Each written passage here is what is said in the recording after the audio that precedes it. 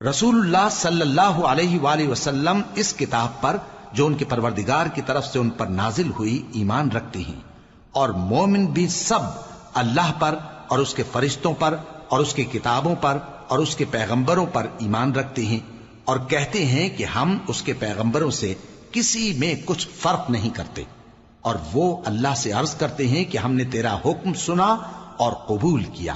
اے پروردگار، ہم تیری بخشش مانگتے ہیں اور تیری ہی طرف لوٹ کر جانا ہے۔ اللہ کسی شخص کو اس کی طاقت سے زیادہ کا ذمہ دار نہیں بناتا۔ اچھے کام کرے گا تو اس کو ان کا فائدہ ملے گا، برے کرے گا تو اسے ان کا نقصان پہنچے گا۔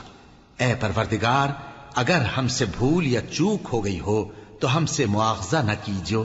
اے پروردگار، ہم پر ایسا بوجھ نہ ڈالیو جیسا تو نے ہم سے پہلے لوگوں پر ڈالا تھا۔